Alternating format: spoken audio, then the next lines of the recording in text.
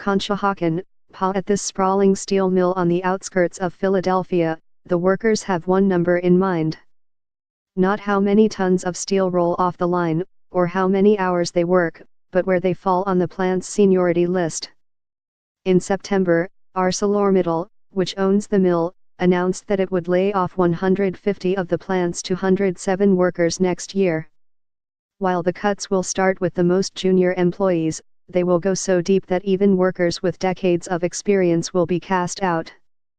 I told my son, Christmas is going to be kind of scarce, because mommy's going to lose her job soon, said Kimberly Allen, a steelworker and single parent who has worked at the plant for more than 22 years. On the seniority list, she's 72nd. The layoffs have stunned these steelworkers who, just a year ago, greeted President Trump's election as a new dawn for their industry.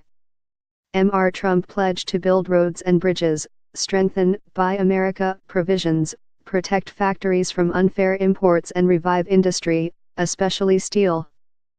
But after a year in office, Mr. Trump has not enacted these policies. And when it comes to steel, his failure to follow through on a promise has had unintended consequences. Foreign steel makers have rushed to get their product into the United States before tariffs start. According to the American Iron and Steel Institute, which tracks shipments, steel imports were 19.4% higher in the first 10 months of 2017 than in the same period last year.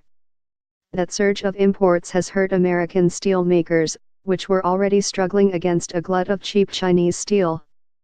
When ArcelorMittal announced the layoffs in Conshohocken, it blamed those imports, as well as low demand for steel for bridges and military equipment.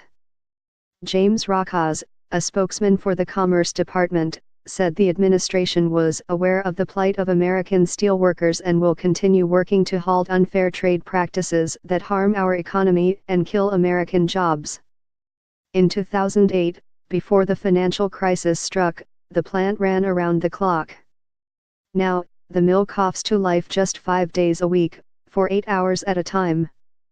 The machines shovel 10-ton steel slabs into a furnace, where they are heated to 2,000 degrees, then funnel them through giant rollers and cooling jets of water, like a massive, fiery car wash. The plant's specialty is ultra-strong, military-grade steel, something that Eric Smith, a former Army paratrooper who has worked at the plant for over 30 years, prides himself on. Mr. Smith ranks 16th on the plant's seniority list, and he expects to survive the coming round of layoffs. He grew up just down the street.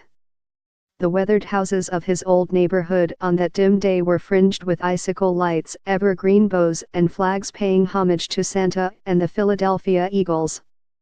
As a boy, he would long to work at the factory as he passed it. These days, he said, he gets a sinking feeling as he goes through the turnstile and enters the plant. You just got to keep on pushing forward. It is sad that Christmas time is coming around, he said.